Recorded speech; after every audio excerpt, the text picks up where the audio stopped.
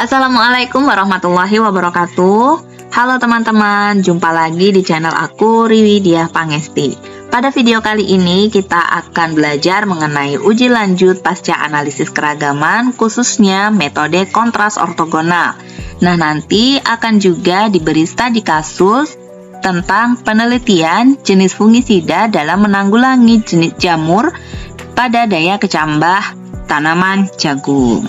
Pada umumnya, uji lanjut pasca analisis keragaman ini dibagi menjadi dua. Yang pertama adalah perbandingan berpasangan, yang kedua adalah perbandingan berkelompok. Perbandingan berpasangan ini jenisnya ada banyak, tetapi di sini saya hanya menuliskan 3 saja. Yang pertama adalah Least Significant Difference (LSD) atau beda nyata terkecil (BNT) yang diperkenalkan oleh Fisher pada tahun 1935. Dan yang kedua, Honesty Significant Difference atau HSD atau beda nyata jujur BNJ yang diperkenalkan oleh Tukey pada tahun 1953. Dan selanjutnya Duncan Multiple Rank Test atau DMRT atau uji jarak berganda Duncan UJBD yang diperkenalkan oleh Duncan pada tahun 1955. Nah, biasanya dalam statistika itu tidak ada yang metode benar-benar 100% benar dan 100% salah. Jadi metode-metode ini ada plus minusnya masing-masing.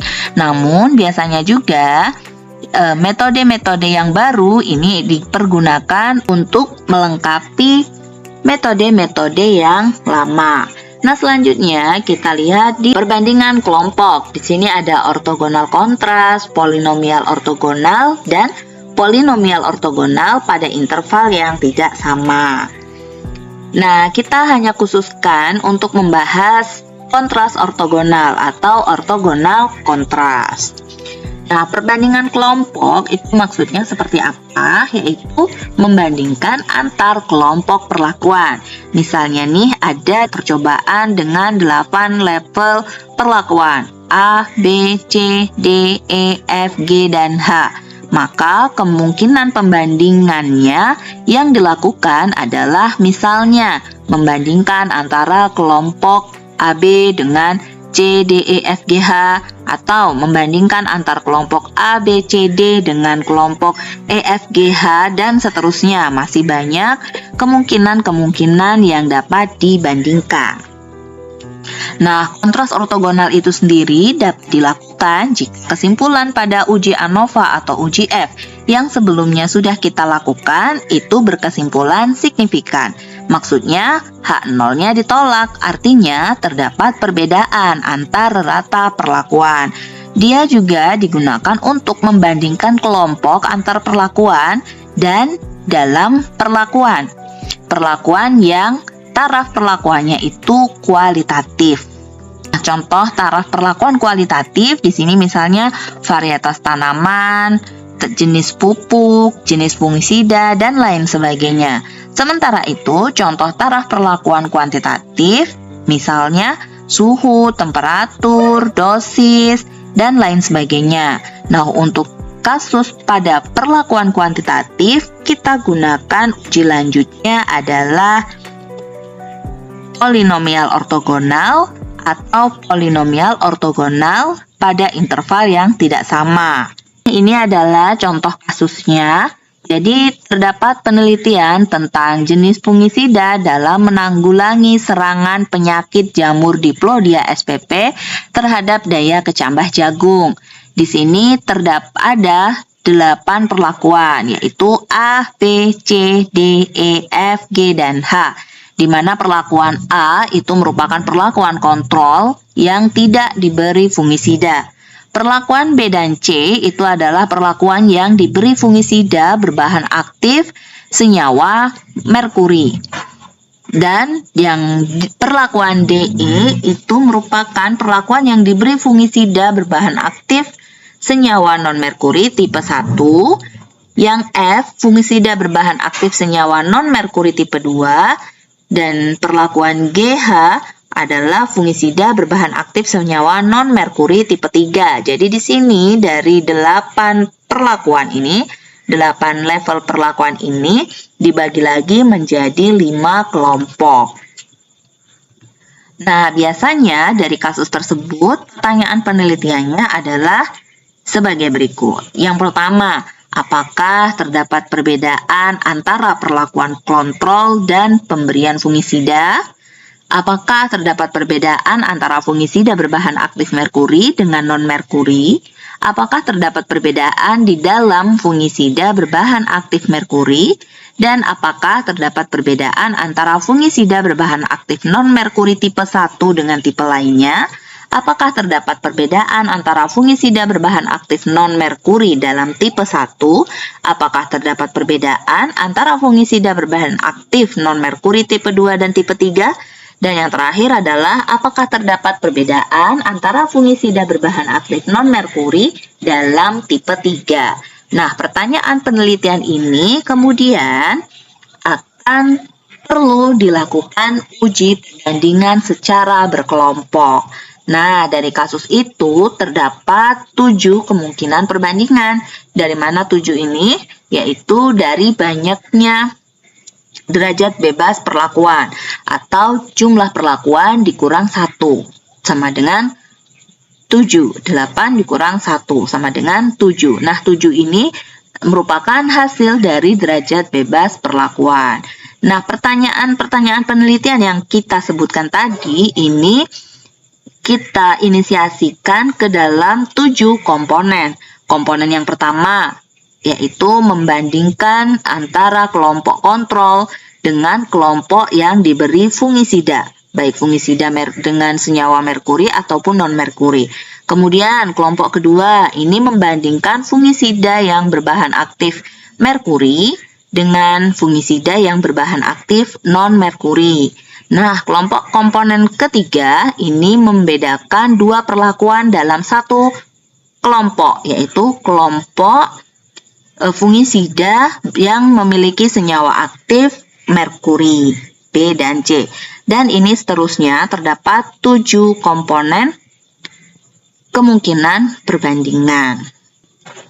Ini merupakan data hasil pengamatannya. Jadi di sini ada fungisidanya, ada 8 ya. Ada kontrol, itu A. Terus B, C itu yang berbahan aktif senyawa merkuri. D, E, F, G, H ini yang non-merkuri. Di sini dilakukan dengan 6 ulangan. Ulangan juga bisa kita sebut sebagai kelompok ya. Nah, ini ada jumlahnya, jumlah pada masing-masing perlakuan, dan ini rata-rata pada masing-masing perlakuan. Selanjutnya, ini adalah tabel ANOVA yang sudah diperoleh dari data hasil penelitian tadi. Di sini ada ulangan atau kelompok, perlakuan, galat, dan juga total. Dimana kita tahu karena jumlah ulangannya ada 6, maka derajat bebasnya adalah 6 dikurang 1 sama dengan 5. Nah, di perlakuan derajat bebasnya adalah 7 karena terdapat 8 perlakuan sehingga 8 dikurang 1 hasilnya adalah 7. Kemudian kita akan melihat nilai F hitungnya. Nah, ternyata F hitung untuk perlakuan yaitu signifikan. Nilainya 29,94, ini lebih besar dari 2,29. Lebih besar dari nilai F tabelnya sehingga signifikan. Berarti perlakuan yang diberikan itu memiliki perbedaan yang signifikan. Sehingga dapat kita lanjutkan dengan metode kontras ortogonal. Ini untuk melihat perlakuan mana yang memberikan hasil berbeda. Nah, dalam kontras ortogonal itu nanti kita akan menyusun beberapa koefisien kontras, yaitu pecahan dari perlakuan-perlakuan ini menjadi 7 komponen. Nah, ini ketentuan-ketentuan dalam menyusun koefisien kontras. Yang pertama adalah jumlah koefisien selalu sama dengan 0 pada satu komponen. Jadi antar perlakuan atau kelompok perlakuan yang dibandingkan jumlahnya harus 0. Kemudian ketentuan yang kedua, koefisien perlakuan bersifat bebas atau ortogonal dengan pembandingnya. Yang terakhir ini sebagai tips yaitu pilih angka kecil untuk memudahkan perhitungan. Nah, mungkin ada yang masih bingung dengan kalimat ini. Mari kita lanjutkan cara menghitungnya. Nah, ini tabel ANOVA dengan komponen perlakuan yang sudah dipecah tadi. Tadi kan perlakuannya ada derajat bebasnya 7. Sekarang kita pecah menjadi 7 komponen yang masing-masing nanti derajat bebasnya ini 1. Setiap komponen. 1 untuk komponen 1, 1 untuk komponen 2, 1 untuk komponen 3, dan seterusnya. Begitu. Nah, bagaimana cara mencari koefisien kontrasnya? Untuk memudahkan mencari koefisien kontras ortogonalnya, kita buat dulu tabel seperti ini. Jadi di sini ada koefisien kontras, yaitu pada 8 perlakuan A, B, C, sampai H. Dan ada komponennya juga ada 7, karena tadi komponennya ada 7 ya. Dan total perlakuan. Ini total perlakuan A, total perlakuan B, dan seterusnya. Lalu nanti kita jumlah kuadratkan kontras yang kita peroleh. Mari kita coba untuk kontras yang pertama. Untuk koefisien kontras pada komponen yang pertama. Nah, yang komponen pertama tadi kita akan membandingkan perlakuan A, yaitu tanpa pemberian fungisida, dengan kelompok yang diberi fungisida. Kelompok yang diberi fungisida ada 7. B, C, D, E, F, G, H. Kita akan membandingkan ini. Nah, langkah pertamanya kita kan tahu ini ada 7 ya, yang dengan fungisida. Maka kita cobakan angka yang terkecil saja dulu, yaitu nih 1, misalkan kita 1 aja. 1 untuk B, 1 untuk C, 1 untuk D, 1 untuk E, 1 untuk F, dan 1 untuk G, dan 1 untuk H. Maka ini jumlahnya akan 7. Nah, ketentuan yang pertama tadi kan jumlah keseluruhan ini harus 0. Maka yang A ini kita buat negatif 7. Supaya jika dijumlahkan min 7 kurang 1 kurang 1 kurang 1 kurang 1 kurang 1 kurang 1 kurang 1, hasilnya sama dengan 0. Selanjutnya kita cari jumlah koefisien kontras yang dikuadratkan. Berarti koefisien kontras A ini dikuadratkan, min 7 kuadrat sama dengan 49, ditambah 1 kuadrat berarti 50, ditambah 1 kuadrat 51, dan jika dihitung maka hasilnya 56. Nah, mungkin masih ada yang bingung, kita lanjut ke komponen yang kedua. Komponen yang kedua, tadi kita akan membandingkan perlakuan yang diberi fungisida dengan senyawa aktif merkuri dan senyawa aktif non-merkuri. Di sini yang akan kita bandingkan perlakuan BC vs DEF GH. Yang A tidak, maka langsung saja yang A kita buat koefisiennya 0 karena tidak dibandingkan. Nah, kita buat dulu nih supaya jumlah koefisiennya nanti kalau dijumlahkan sama dengan 0, maka harus berapa untuk koefisien masing-masing perlakuan ini. Diketahui yang komponen ketiga ini ya, komponen kedua, kelompok yang ini DEFGH atau kelompok yang senyawa aktif non-merkuri ini kan ada 5, kemudian ini ada 2. Berarti kalau ini kita buat 2, jumlahnya kan 10. Berarti yang B dan C ini harus jumlahnya juga 10. Min 10, supaya kalau semuanya dijumlahkan sama dengan 0. Berarti yang B adalah min 5, C juga min 5. Jadi kalau min 5 ditambah min 5, min 10, ditambah 10, jumlahnya sama dengan 0. Selanjutnya kita kuadratkan masing-masing koefisien dari perlakuan ini, dan kemudian dijumlahkan, nanti hasilnya 70. Oke, kita lanjut ke komponen ketiga. Nah, komponen ketiga kita membedakan dalam komponen, dalam kelompok, ya kan? Dalam kelompok yang fungisida dengan senyawa aktif merkuri, yaitu B dan C. Sementara A, D, E, F, G, H tidak dibandingkan. Sehingga langsung saja nih, koefisien pada perlakuan A itu 0, koefisien pada perlakuan D, E, F, G, H juga 0. Sekarang kita cari nih B dan C, koefisiennya supaya jika dijumlahkan hasilnya 0 adalah min 1 dengan 1. Oh iya, ini boleh terbalik juga ya, boleh min 1-nya pada C dan plus 1-nya pada B, atau boleh juga negatif 1-nya pada B dan plus 1-nya pada C. Itu tidak menjadi masalah, bisa dibolak-balik. Selanjutnya, ini kita kuadratkan, ditambah ini dikuadratkan, hasilnya 2. Nah, kemudian ini ada koefisien kontras pada komponen keempat. Komponen keempat itu kita membedakan fungisida dengan senyawa aktif non-merkuri tipe 1 dengan tipe yang lainnya, tipe 2 dan 3. Gitu. Berarti yang tidak dibandingkan di sini adalah A, B, C. Sehingga langsung saja koefisien A, B, C kita buat 0. Dan ini buat koefisien sedemikian sehingga kalau dijumlahkan hasilnya sama dengan 0. Jadi saya buat di sini FGH ini 2, 2, 2. Selanjutnya D min 3 dan E min 3. Kalau dijumlahkan hasilnya 0. Sekali lagi, ini negatif-negatifnya ini bisa kita balik ya. Bisa yang 2-nya jadi negatif 2, negatif 2, negatif 2. Atau yang ini jadi positif 3, positif 3. Sehingga sama aja, nanti kalau dijumlahkan hasilnya 0. Selanjutnya ini kita kuadratkan, ditambah ini kuadrat, ditambah ini kuadrat, ditambah ini kuadrat, ditambah ini kuadrat, hasilnya sama dengan 30.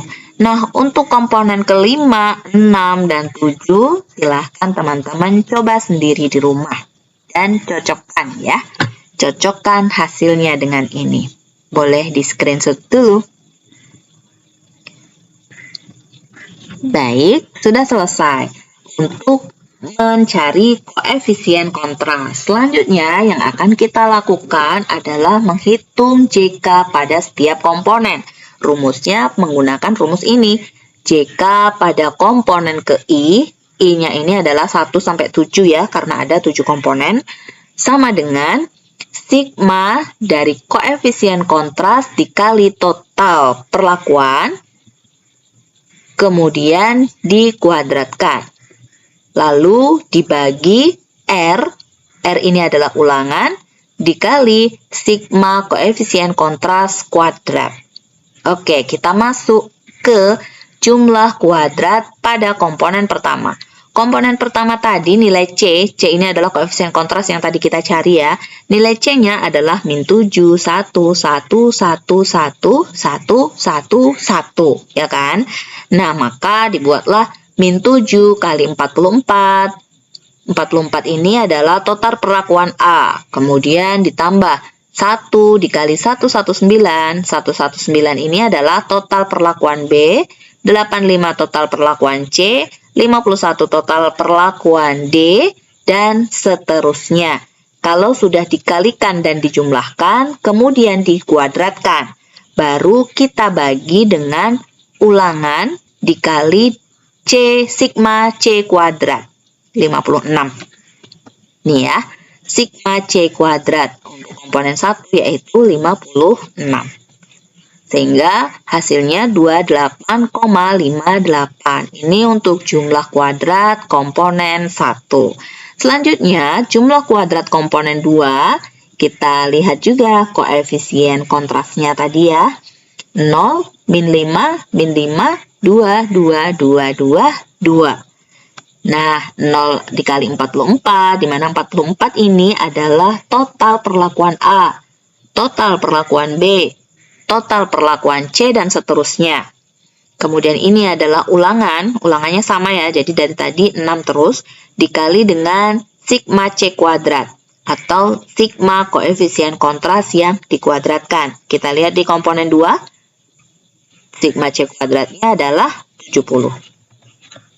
Selanjutnya ini kita selesaikan, maka akan menghasilkan 883,05.